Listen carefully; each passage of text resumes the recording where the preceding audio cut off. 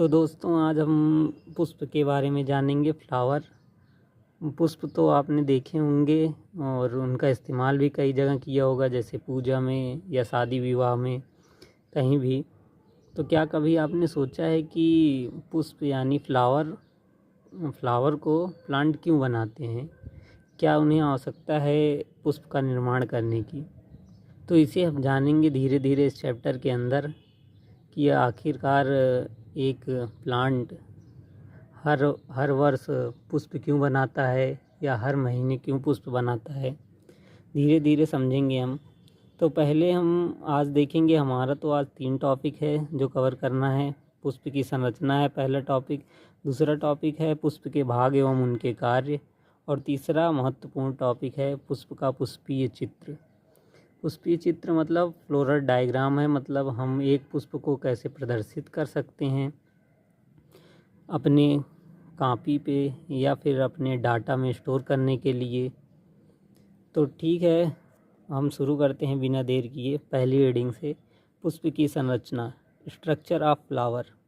आप भी थोड़ा बहुत इंग्लिश में ऐसे लिखा कीजिए जिससे आपको कभी भविष्य में जब इंग्लिश में भी किताबें पढ़नी पड़ें तो आपको कोई प्रॉब्लम ना हो। तो चलिए शुरू करते हैं। पहले हम स्ट्रक्चर बना लेते हैं पुष्प का। तो पहले हम ये जो बना रहे हैं ये है गाइनोसियम, इसे जायांग कहते हैं हिंदी में। और ये बन गया हमारा जायांग। तो दूसरा नीचे की तरफ हम बनाएंगे एक, ये है पुष्पासन, जिस पे पुष्प के सभी भाग लगे हुए होते हैं। अभी हम इनका नाम भी लिखेंगे, पहले चित्र बना लेते हैं। ये है कैलिक्स, मतलब बाह्यदल,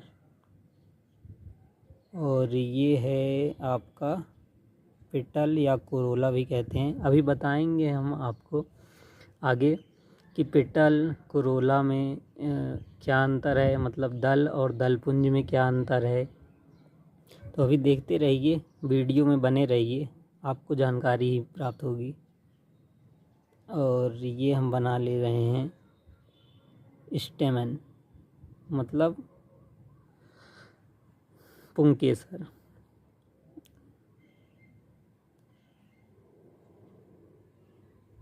तो चित्र को बना लेते हैं। ठीक है, हमारा स्ट्रक्चर तो बन गया है। अब इसका नाम लिखते हैं, नामकरण करते हैं। ये क्या है? पुष्पासन है ये, पुष्पासन। और ये है बाह्यदल। दूसरी पेन का इस्तेमाल कर रहे हैं ताकि आपको आसानी से दिखे और समझ में आए। बाह्यदल, और ये है आपका दल।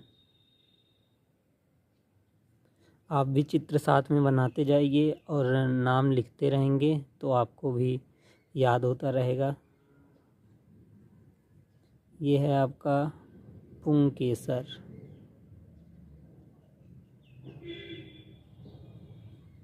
पुंकेसर है ये पुष्प का।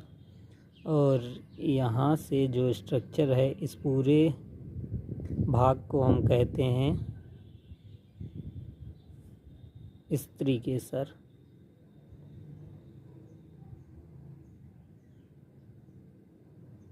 स्त्रीकेसर।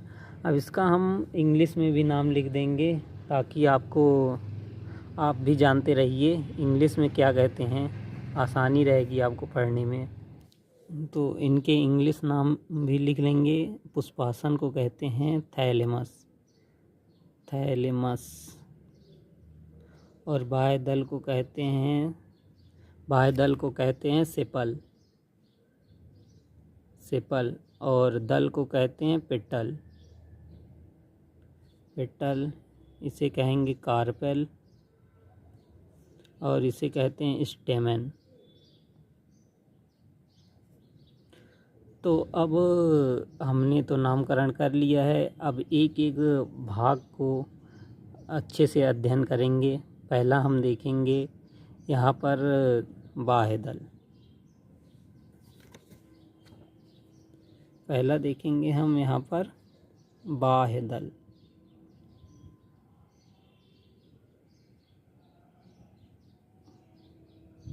बाह्य दल यानी सेपल। बाह्य दल जो होता है वो पुष्प के सबसे बाहरी छोर पर होता है।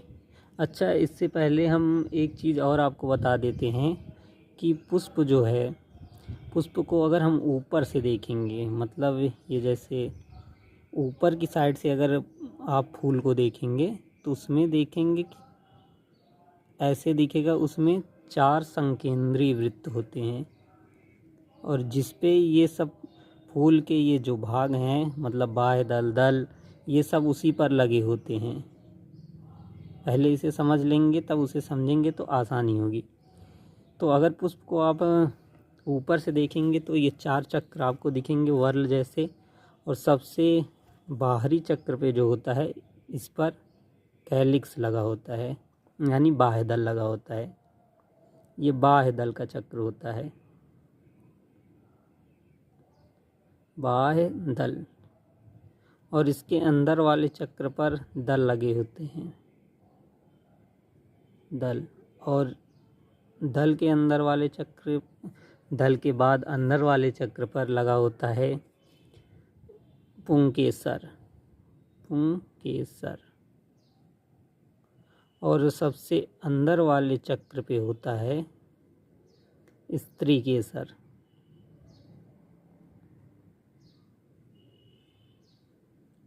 स्त्रीकेसर। ये जो चारों चक्र हैं, पुष्प के सभी भाग इसी चक्र पर लगे हुए होते हैं। बाह्य दल मतलब सेपल।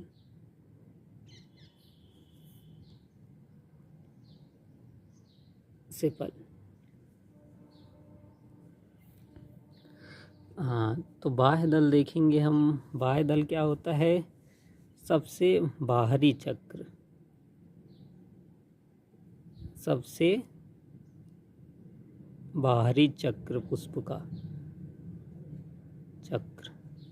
सबसे बाहरी चक्र जो होता है उसे बाह्य दल कहते हैं, और ये हरा होता है, हरे कलर का होता है, हरा होता है। और तीसरी बात, पुष्प की रक्षा करता है जब वह कली की अवस्था में होता है। पुष्प की रक्षा करता है कली अवस्था में। कली अवस्था बाह्य दल हो गया। अब ऐसा तो होगा नहीं कि मतलब बाहरी चक्र पे जो है वो एक ही बाह्य दल लगा हो, वो बाह्य दल का पूरा चक्र होगा, पूरा समूह होगा, तो उसे हम क्या कहेंगे? पहले देखते हैं। ये हो गया हमारा थैलेमस, जिसके सबसे बाहरी चक्र पर ये दल का चक्र है और ये अंदर के चक्र हैं। तो सबसे बाहर के चक्र पे लगा रहेगा ये बाह्य दल। बाह्य दल। एक को तो बाह्य दल कहेंगे, लेकिन इस पे कई लगे रहेंगे, ऐसे ऐसे। और इन सभी को, मतलब पूरे चक्र को कह लीजिए, बाह्य दल के चक्र को बाह्य दल पुंज कहते हैं। बाह्य दल पुंज कहते हैं, यानी कैलिक्स।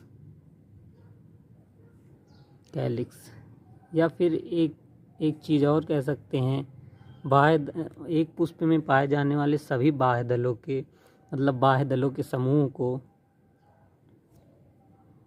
पुष्प के बाह्य दल के समूह को, पुष्प के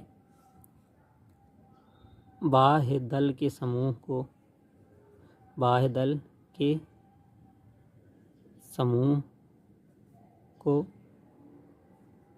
बाह्य दल पुंज कहते हैं।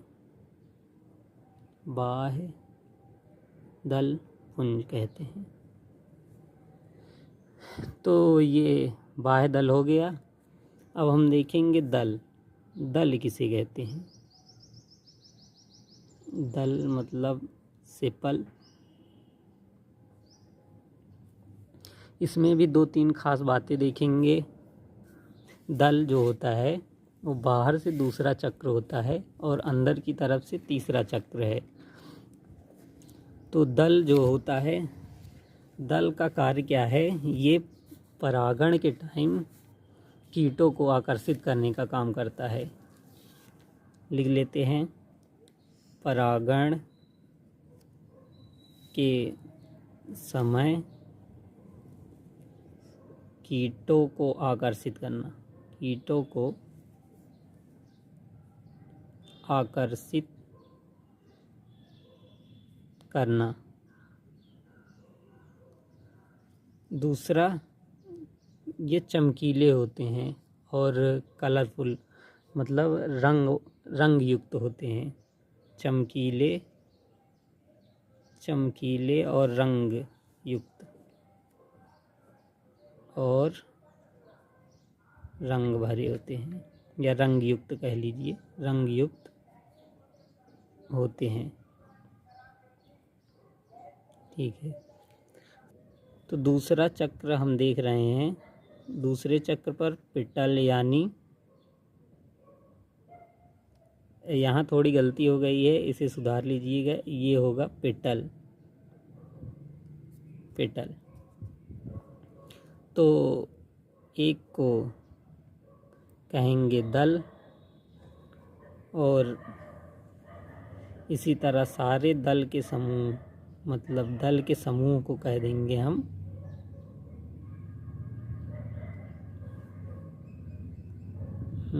हाँ।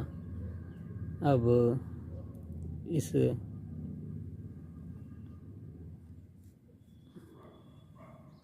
दल चक्र या दल के समूह को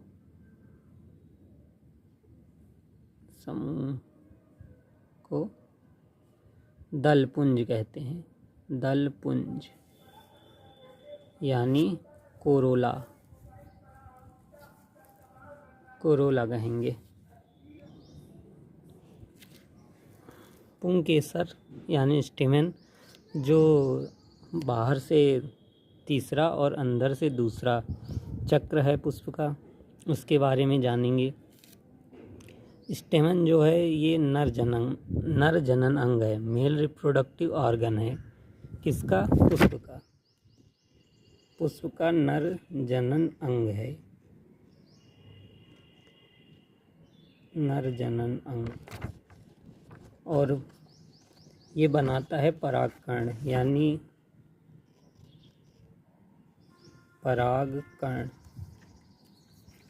पॉलन ग्रेन।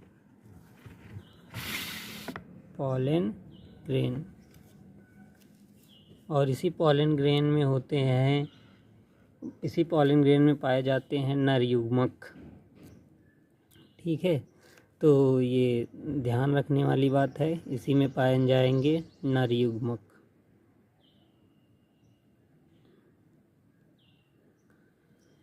और स्टेमन यानी पुंकेसर का चित्र बनाएंगे और उसके बाद में अभी देखेंगे कि उसके कौन कौन से भाग हैं। तो हम चित्र बना लेते हैं। पहले एक पुंकेसर में 2 भाग होते हैं। ऊपर ये जो आप देख रहे हैं ये है परागकोश। मतलब पराग कण जो है इसी में बनते हैं। और ये है तंतु या डंठल।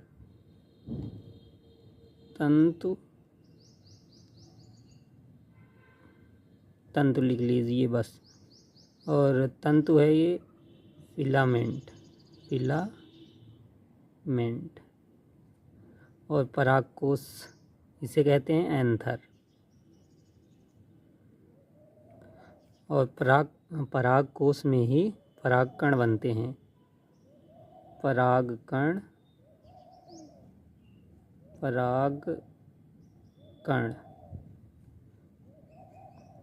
बनते हैं। ये दो भाग मिला के एक पुंकेसर का निर्माण करते हैं। ये पुंकेसर, जिस प्रकार हमने देखा बाह्यदल का चक्र होता है और दल का चक्र होता है, वैसे ही पुंकेसर का भी चक्र होता है। और पुंकेसर के चक्र के अंदर स्त्रीकेसर का चक्र होता है। तो पहले पुंकेसर को देख लेंगे हम। ऐसे पुंकेसर लगे हुए रहते हैं चक्र पर। अब एक को हम बोलेंगे पुंकेसर,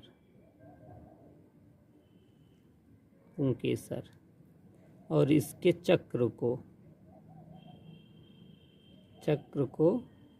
पुमंग बोलेंगे। पुमंग यानी एंड्रोसियम। तो अगला भाग है स्त्रीकेसर।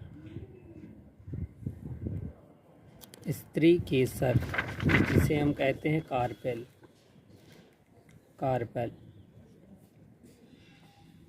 स्त्रीकेसर जो है ये मादा जनन अंग का प्रतिनिधित्व करता है पुष्प में। मादा जनन अंग, और इसके 3 भाग होते हैं। देखते हैं, पहले हम इसका चित्र बना लेते हैं।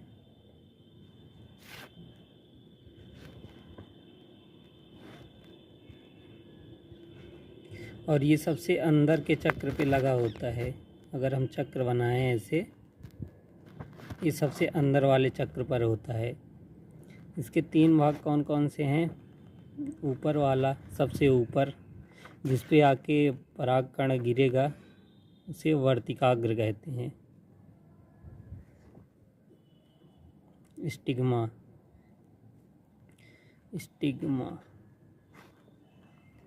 दूसरा, ये जो सिलेंड्रिकल वाला भाग है, लंबा पाइप जैसा, ये है वर्तिका।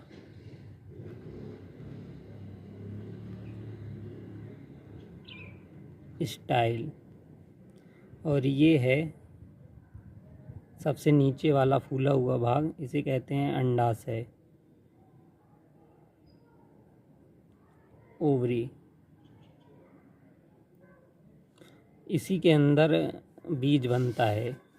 बीज इसी के अंदर बनते हैं, और इसी ओवरी यानी अंडाशय के अंदर ही होता है अंड,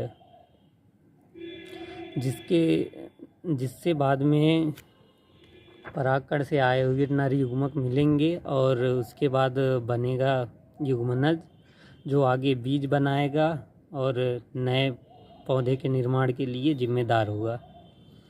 तो लास्ट टॉपिक है हमारा पुष्पीय चित्र।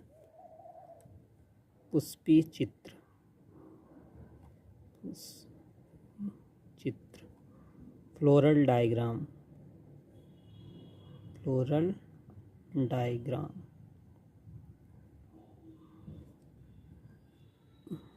ये बहुत इम्पोर्टेंट टॉपिक है। वैसे तो है 11th में ही, लेकिन फिर भी हम यहाँ थोड़ा देख लेंगे। तो जैसे पुष्प तो हमेशा हमारे पास रह नहीं सकता, तो उसके डाटा को हम कैसे स्टोर करेंगे कि कहाँ दल लगा हुआ है, कहाँ कितने दल लगे हुए हैं, दल एक दूसरे से जुड़े हैं या अलग हैं, कितने स्टेमन हैं उसमें। इसके लिए हम फ्लोरल डायग्राम का इस्तेमाल करते हैं। मैं आपको रफली ऐसे समझा दे रहा हूँ, तो देख लीजिए। सबसे पहले जैसे मैंने बताया 4 चक्र होते हैं, वैसे इसमें भी है। सबसे बाहरी चक्र जो होता है वो बताता है हमको दल के बारे में कि दल कैसे लगे हुए हैं। बाह्य दल कैसे लगे हुए हैं, ये बताता है। अब एक ये लाइन एक बाह्य दल को रिप्रेजेंट कर रही है, मतलब दिखा रही है। तो इसमें 4 बाह्य दल लगे हुए हैं। दूसरा चक्र जो होता है वो होता है, दूसरा चक्र बनाते हैं ये दूसरा चक्र है। दूसरा चक्र दल का होता है, दल का मतलब पेटल का है। और तीसरा चक्र स्टेमेन का लगा हुआ था। ये जो मैं डायग्राम बना रहा हूँ, ये डायग्राम थोड़ा रफली ही बना रहा हूँ। ये डायग्राम जो है ब्रेसिकेसी फैमिली यानी सरसों की फैमिली का है। ये इसमें स्टेमन हो गए, 6 स्टेमन होते हैं, 2 बाहर लगे हुए होते हैं और 4 अंदर की तरफ। ये डिटेल में आगे आप जानेंगे धीरे धीरे। और अंदर की तरफ एक ओवरी होती है। बस मतलब डायग्राम को ऐसे ही रिप्रेजेंट किया जाता है। इस वीडियो में आज यहीं तक देखेंगे, और जो जानकारी छूट गई होगी या कम बताया होगा अगले वीडियो में बताऊंगा। अगर आपको वीडियो अच्छा लगा हो या जानकारी अच्छी लगी हो, आपको कुछ समझ में आया हो, तो लाइक ज़रूर कर दीजिएगा और चैनल को सब्सक्राइब कर दीजिएगा। धन्यवाद।